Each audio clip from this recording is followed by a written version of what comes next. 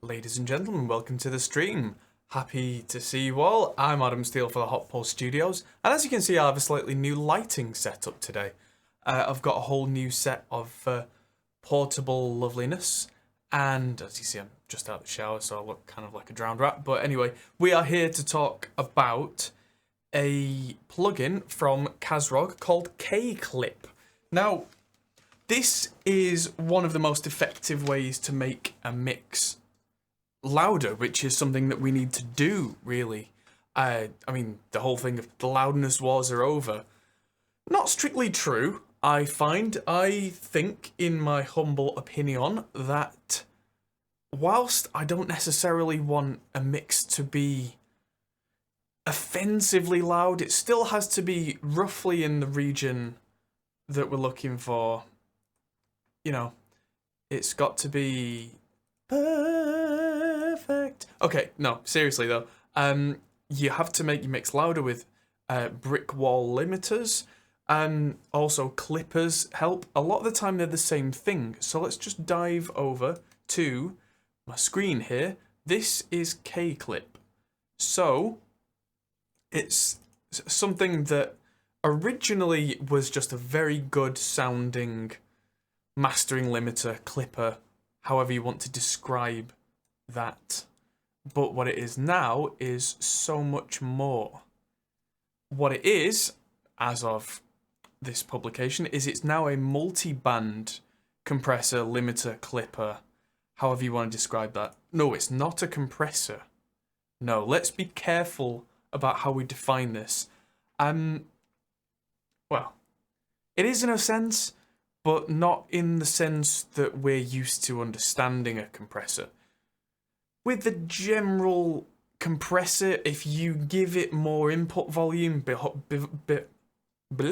above a certain threshold, it will take that volume and not add as much. Now, what we're aiming to do with something like KClip is we're aiming to just have a threshold where it will not go above that threshold at all. And we're trying to use some very clever techniques to make sure that that is pleasing to the ear. Now, this was a great sounding mastering limiter to begin with, and let's just try using it in that capacity first. Then we'll start talking about the interesting things it does as well. I've got a tiny little clip from a future video that I've got here, and I'm just going to loop it, and it starts off as just bass, and then it's bass and drums. I was going to layer over that, but it's typical idiot me. I've managed to get to Studio B and I don't have my iLock with me, so all my Slate plugins are not working today. However, KClip is working, so it doesn't really impede what we're doing. So this is a completely unmixed, straight off the desk, bass and drums. Let's just skip this over to when the drums come in.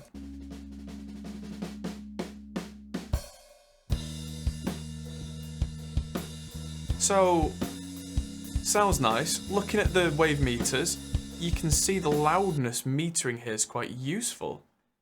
It gives us LUFS.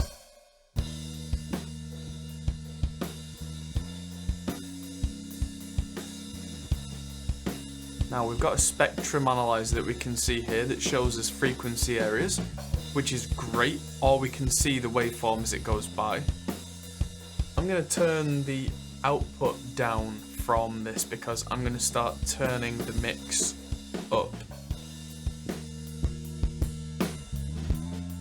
I'm just going to have that.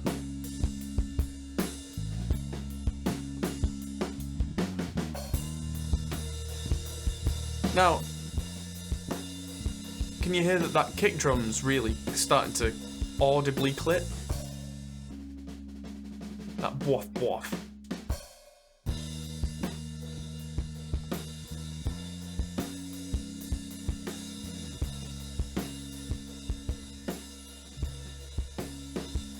Right, so the integrated loudness of this, now that I've pushed it really hard, let's just reset that. Minus 15 LU. This is as loud as you would want a full mix to get. And all I've done is grab the input and just pushed it. The quality's at full, Master control threshold to begin clipping at. Ooh. Ooh, hello. That's an interesting feature that wasn't there before. Ooh, we have a question from the audience. Bit off topic. Is it better for an amp sim to have the interface gain as close to 0 dB and adjust input gain on the sim down, or let the audio interface sit fairly low and adjust input gain up? Oh, that's a difficult question. That's gain staging. For me, you should have the gain on your interface a bit lower. The aim is not to be as close to 0 dB digital as possible, because in the analog world, that's actually plus 20 dB. That's seriously hot. That's probably making the converters and the preamps in your interface, whatever that is, panic and not necessarily do their best job. It will sound okay, but for me, somewhere around kind of, it depends on what kind of transients that guitar has for an amp sim. If it's something like a Strat that has a lot of a lot of transient, you might see spikes up to like -6, but if you play a chord and hold it, and the held chord is around -18, same with any guitar, as far as I'm concerned. If I strike a chord and then let it hold, and it holds around -18, that's kind of my target. And then if I smack the guitar, that should give me enough headroom that it shouldn't clip on the big transients, but you would never have seen the big transients on an analog VU meter anyway, so the 0 dB, which equates to -18 digital, is really for kind of after that transient spike. So that's what I would aim for. Anyway, let's get back to topic. I'll answer more questions at the end, unless they're particularly relevant to the topic. So let's have a look. So I've made this in louder. And what did I do then? So that was what I would do in mastering, is I made the in louder. Didn't touch the out because we wanted the output volume to not change in a mastering context where you're lifting a mix up. And I turned the ceiling from 0 dB to -1 dB, because -1 is a good standard to have because of what's called intersample peaks. Intersample peaks is something that can be a real pain with lower quality converters, which is out of your hands. So you can have the best converters in the world, but the converters you're sending your mix to are those in iPhones, car stereos, you know, whatever the end listener is using to listen back to your music. And if you have the music going all the way up to a peak of 0 dB, when it's converted back to analog, chances are it's going to go over 0 dB, and it's going to distort really badly inside their unit, despite the fact that your music, technically speaking, bit for bit, doesn't do that. Their converters will make it so that actually it did, which is an awful thing. So with this ceiling being brought down to -1 decibel, that means that when it's converted back to analog, or at least if any processing is done to it at all in a listener's, you know, car stereo or iPhone or whatever, which will probably happen because there aren't that many of us that listen to everything perfectly flat with no EQ or anything like that, it will stop it from sounding excessively bad. So the ceiling is worth talking about. So let's use this. So this is the most simple way of using KClip, really. There are different distortion or clipping sounds. The smooth one is the one that I tend to use in a mastering context because it's the one that's most transparent. And that's what I want on a master bus when I'm pushing the volume, is transparency. I've boosted this, looking at this number, by 12.5 dB, which is way more than I would usually push. But then when I've done a full mix and everything's got a little bit of compression on, and there's a bit of bus compression, there's a tape machine on the master, yada yada yada, a mix is usually much more kind of round, as it were, than you might expect, and will be much closer to kind of analog loudness without me having to put too much extra limiting on. That's something I personally aim for with my mixes. I like kind of analog style fatness and just enough compression everywhere without it being squished that everything just melds together. But that's my style. So I might, depending on the mix style and depending on what level my mix has ended up at, I might push 4 or 5 dB here. 12.5 is usually more than I would do, but because these are completely uncompressed signals, that's what we're doing. So if I just hit... Actually, I'm going to turn this down by an equal number, minus 12.5, and I'm going to push the volume back up on this. I have a hardware mixer on my left that the sound from this laptop's coming through, so...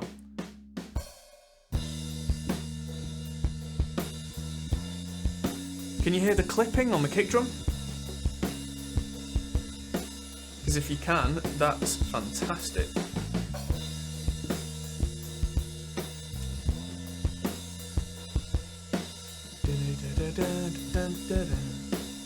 Here's an interesting... So if I turn this off now, completely just bypass it.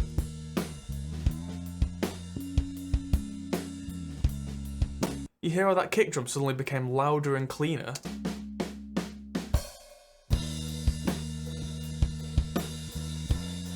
I'll turn it back on again.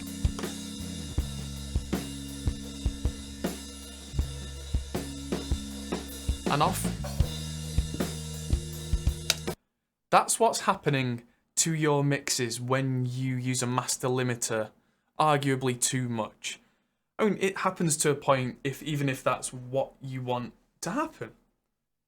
It just, yeah, that's that thing. Come on, I'm trying to use Facebook here to monitor the chat because we're on Facebook Live as well as YouTube today, by the way. Oh. Yes, so Shane's from Kazrog is saying that keep in mind that clippers and limiters are actually not the same thing at all. Clippers hard chop the audio, whereas limiters adjust the gain in response to transients. If you push a clipper, you get audible distortion. If you push a limiter, you get audible pumping. Ooh, that's interesting. That's very interesting. So there's something I was going to cover and we'll cover more now as we get into everything that this does beside mastering. It's, let's just keep that up with the volume. Ooh.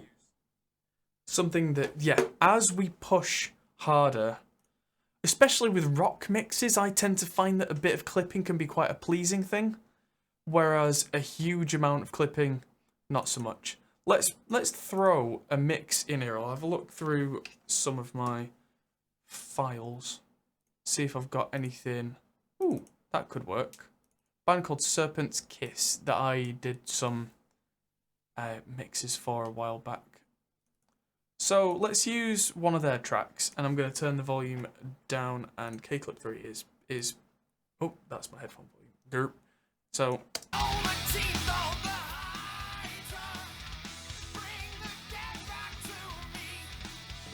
okay, so that sounds fairly decent at this level.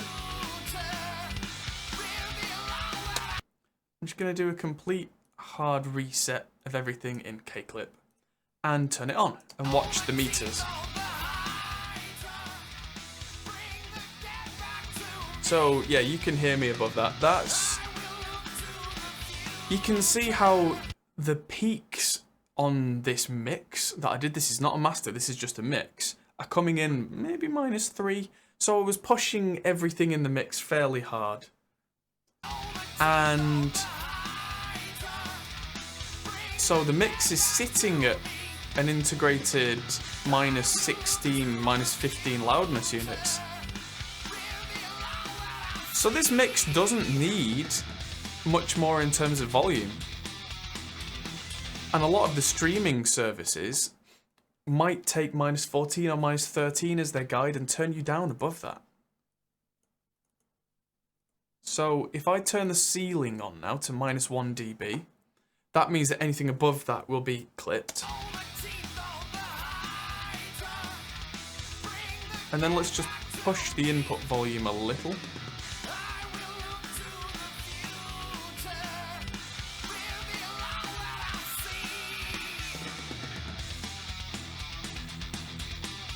There we go. So just by pushing a few dB here,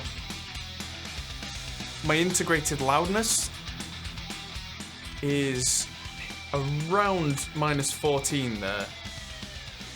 And it's slowly creeping up, so I'll probably have to slowly push the input down. And then reset by clicking on the integrated loudness down here, it resets it. And it's crept up again. So if I just... yeah. This is what I would generally do as the last phase of mastering. This is what I would do after comparative EQ moves to compare this to other mixes, subtle saturation, which in this case is already done in the mix. You know, all the kind of things that you would do at a mastering stage. There's a mid-side. Let's play with that. What's that do? Oh, that is literally more mid or more side.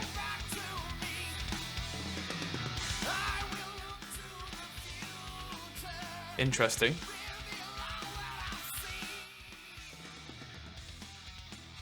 So, you'd have to be very careful with a mid-side adjustment in this case.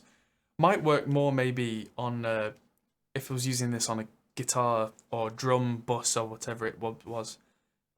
But yeah, ooh, here's something, the delta function. This will make us hear audio that's been changed by KClip, which in this case is practically nothing.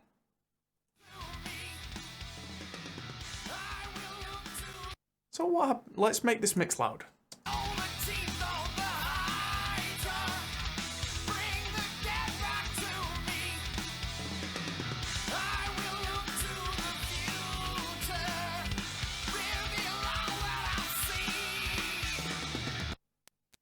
Ah. So those clicks, you hear those clicks? That's not a bug. In delta mode, that's showing us exactly what's been removed from the audio. That's really interesting. I'll turn that off.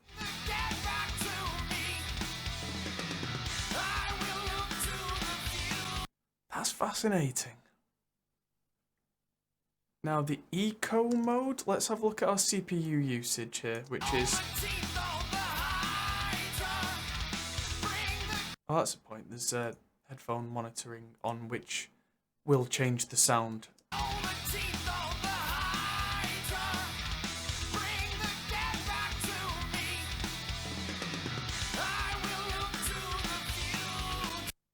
Right, so now we know that this is a great clipper, and for rock music particularly, I like using clippers on a master bus rather than a limiter.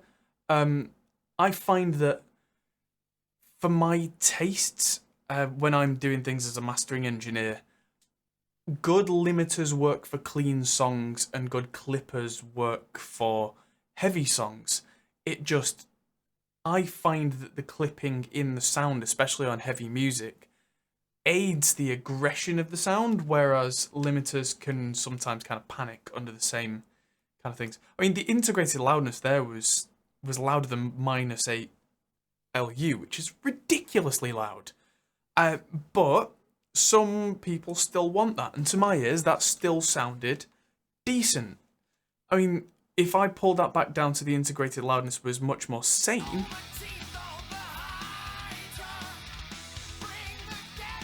So that's -12, and that's still not really limiting anything. That's the delta. And there's the occasional little tick. That's it. So that's just, I suppose in some ways goes to show that the way that I'm trying to mix is effective. Because the way that I try and mix is that there's the least amount of volume maximizing needed. But that's the thing for another day. So let's have a look at this. There's bands 1 and 4. And if we click 4, now we're in business because this all goes crazy. This is where we have 4 different bands. And at the moment, the setups are one's below 100 Hz, one's up to 1,000 Hz, one's for 10,000 Hz, and one's up to 1,000,000 Hz, or whatever your sample rate can go up to. So this is now where it gets interesting with the multiband stuff. So I'm going to skip back. Oh, actually, now this. Oh, let's just play this again. And just push the pre really hard.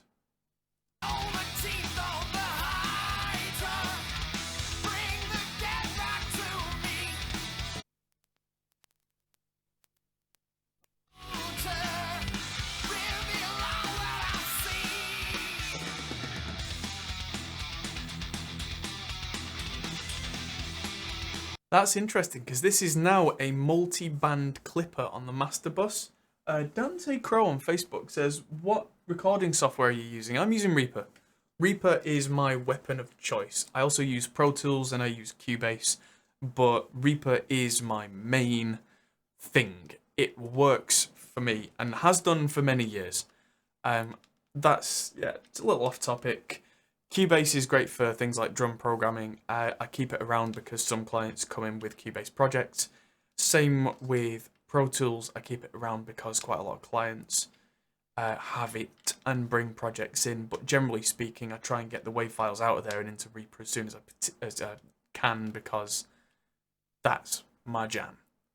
Works for me. But yes, so let's try using this multiband thing in a non-mastering context. So let's just loop these drums again. I'm going to bring this volume back up.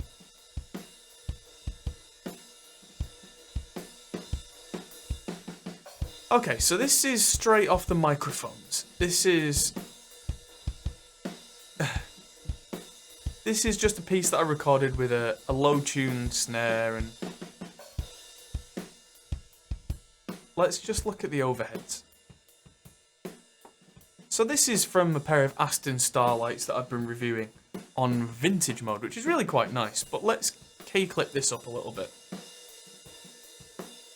What I really want to do is get this multiband going.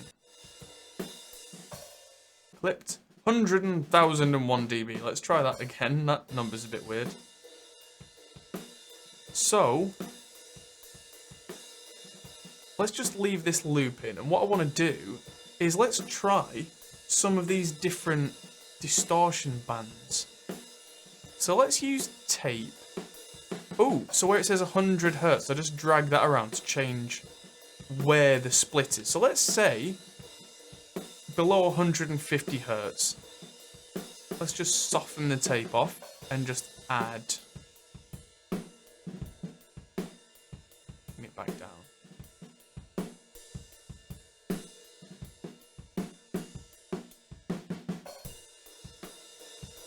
Let's take that down. So there's solo and bypass for everything. So I've just saturated using the tape on the low band. Let's just on 100 hertz to 1000 hertz. That's kind of the mid-range. Let's use a tape on that and just link the in and out and just push it. How's it sound soloed?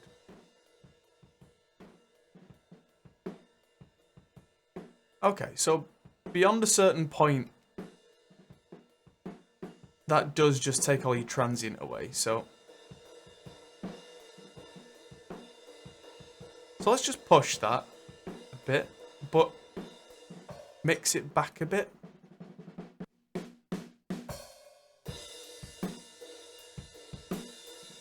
So if we bypass this whole thing now, it goes from a very clean, sterile almost kind of thing to... I've not even looked at the high mid and the high yet. So let's take our highs and use silicon clipping. Oh, hello.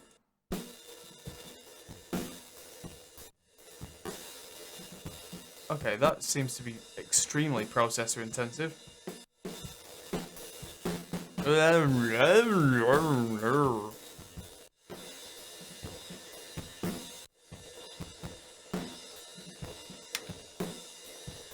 What did I do? Stop. I'm trying to press stop on the wrong thing. That's why I've got the wrong keyboard. Got the keyboard for the streaming machine in my hands. I've been trying to do the entire thing with just the mouse. What a idiot.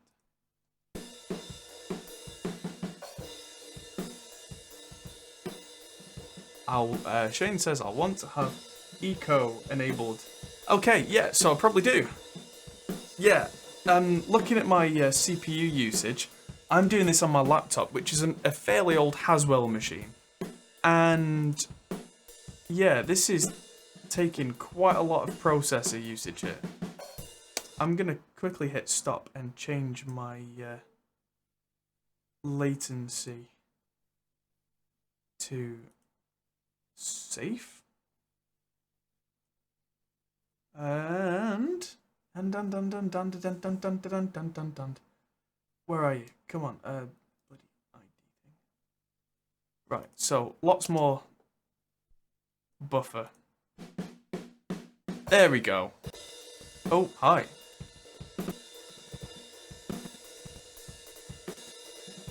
Yeah, so it's fairly processor intensive, that's for sure.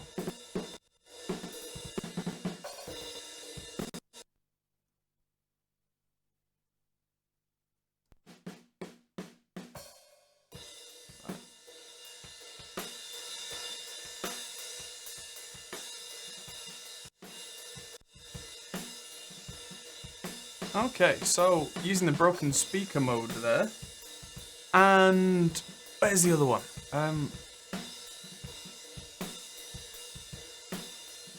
What to do with the top end? Because I don't want to overdo the top end. I want to soften the top end saturation.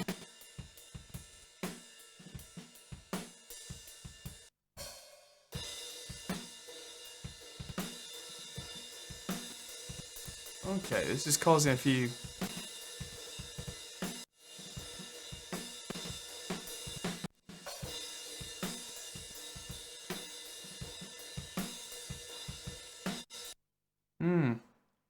Yeah, so I've turned the quality down, which is kind of the way to... Ah! There we go. Process usage just dropped. I mean, this is exactly what I was expecting, to be honest. I mean, this is some fairly sophisticated clipping technology. ×4, all at once. What happens if I turn the... Goes, mate. There we go. Turns out it doesn't enjoy you changing the quality whilst you're also playing it, which is kind of fair. But with the quality on 4 instead of 5... Let's... So this is how these drums sounded originally. And this is how it sounds now.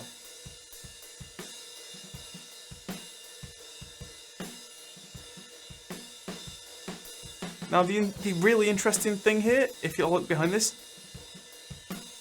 that was just the overheads.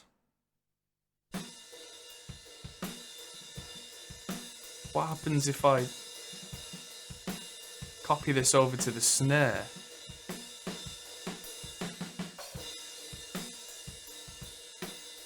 Taking a little time to load up, which is unsurprising. Ah. Stop. There we go. So let's listen to this snare mic on its own, which is an i5. And let's take the quality down on this. The quality, by the way, even at quality 1 is not bad. This is just oversampling. So I think it's no oversampling 2, 4, 8, 16, 32. And 32 times oversampling is... Ah, I've not updated. That is also my fault. Yeah. So, yeah, I've just had a message from Shane from Kazrog. The issue here is entirely my fault because this plugin is a tiny bit out of date. I downloaded this a few days ago and thought I'd updated, and I've updated in Studio A but not in Studio B, and that's my own idiot fault. So let's choose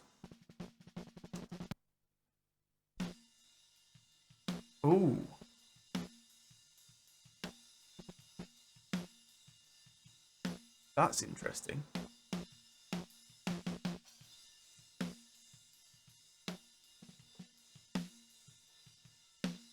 So that's the sound of silicon on the snare. Let's use a guitar amp on the next one.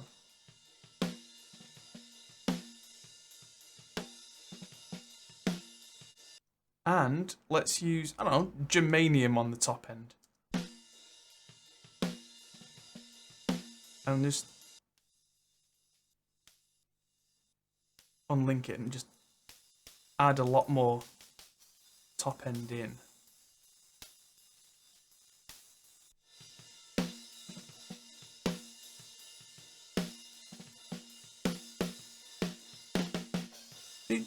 This is working quite a lot like an EQ in some ways. That I'm pushing the high end, I'm pushing the high mids, I'm not pushing the low end as much. Turned off. So it is louder, so I could take my post volume down to match. But it sounds fatter and fuller, which it will do because it's got more distortion in it. And distortion tends to act sonically like compression, but not being compression, where it can add a roundness. Now let's add this back.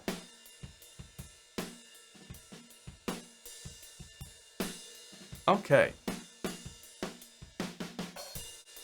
So let's add in another KClip on the kick, but this time we're going to have the quality at a reasonable level, but we're going to use a single band. And we're going to use tape on the kick drum, and we're just going to drive it until it just, instead of having that click, it's got more of a fullness.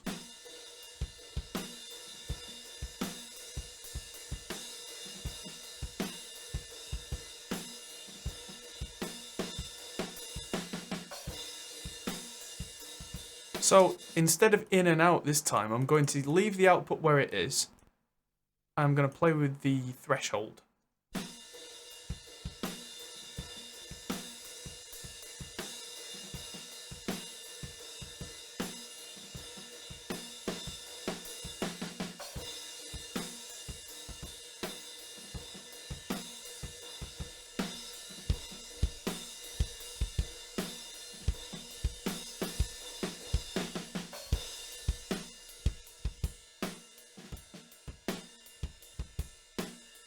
Okay, so I've changed the dry wet there to allow a lot of the original signal back in.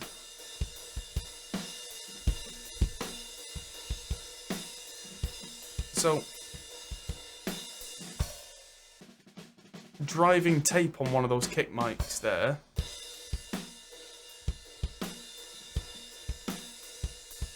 I mean, it's a very organic drum sound, that, but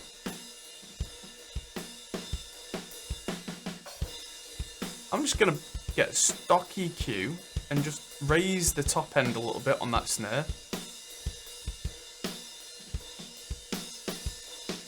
Alright, a lot. But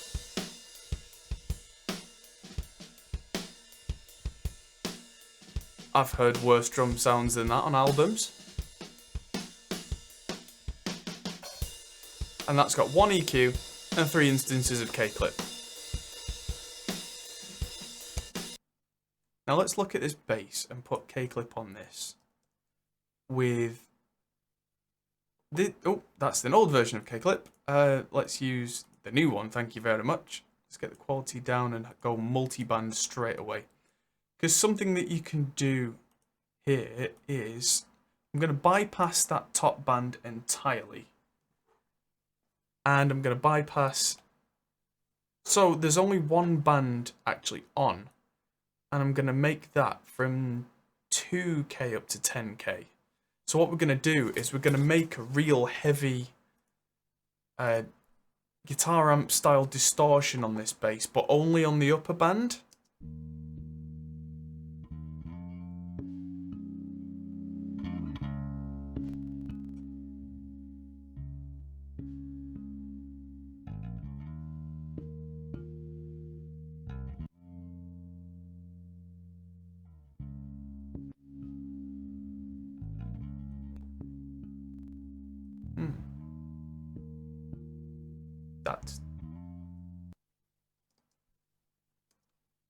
Doesn't sound like it's distorting much, if anything. Let's try silicon.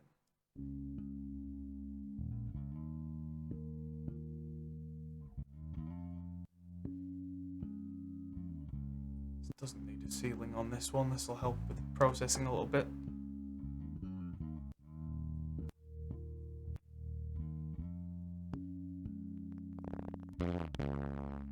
Ooh, hello.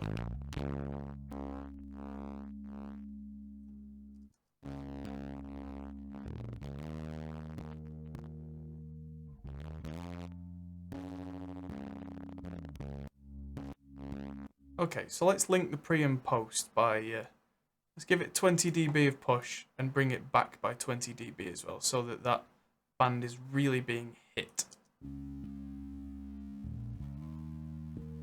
There we go.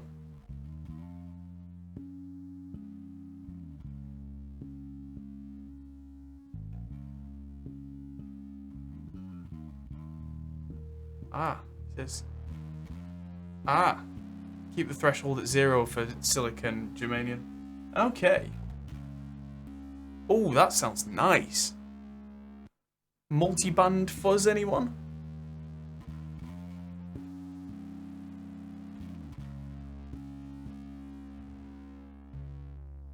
So I'm pushing over 40 dB of gain into that.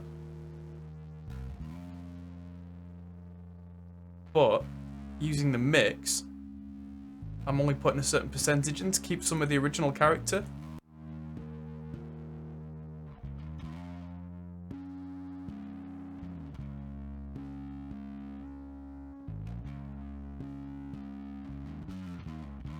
Just push top end all the way.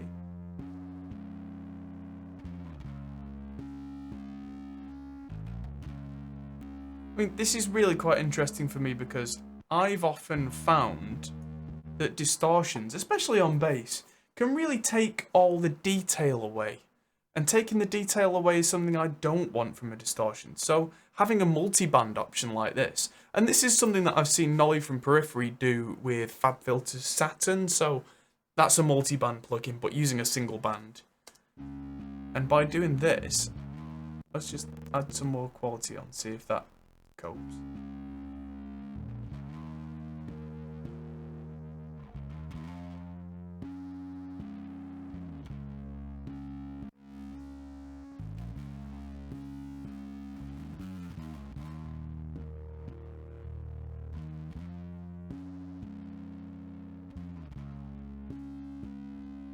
That sounds like a pretty nice bass fuzz to me. The reason it sounds kind of stereo, if you're listening on headphones, is because this is on the entire bus, which actually has a pair of room microphones in there, which I'll push up a little bit.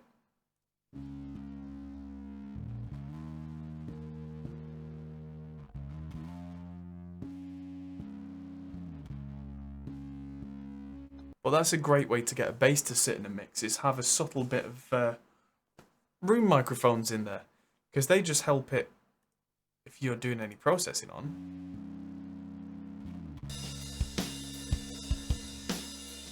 Let's push that post up a bit.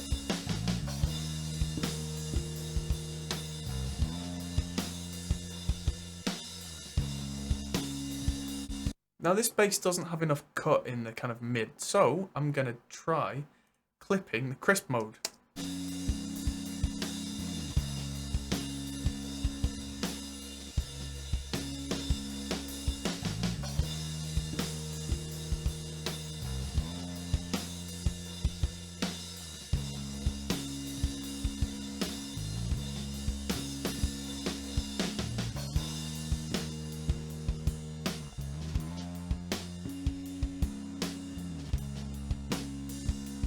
So that's sounding nice. Let's unlink them and take the output down a little bit so that it's not too loud in that region. Let's just turn on tape mode for the low end.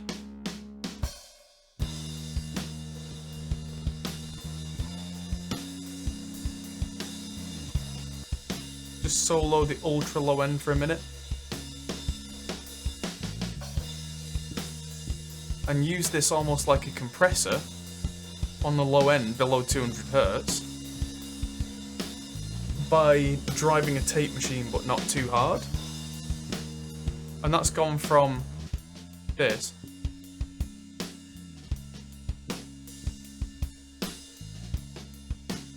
to this.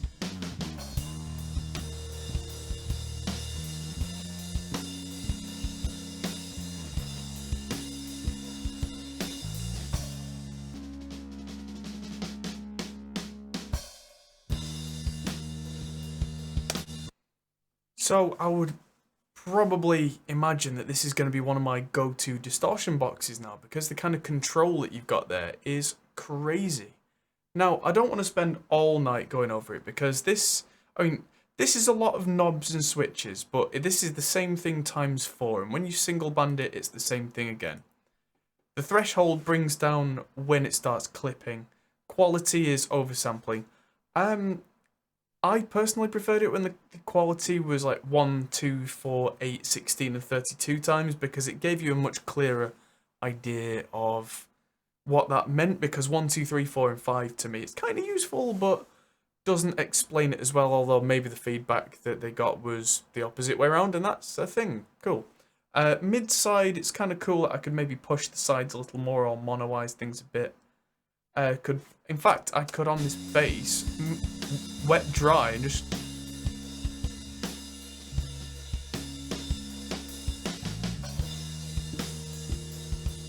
bring some of the whole original signal back and maybe just go a bit more crazy on the distortion.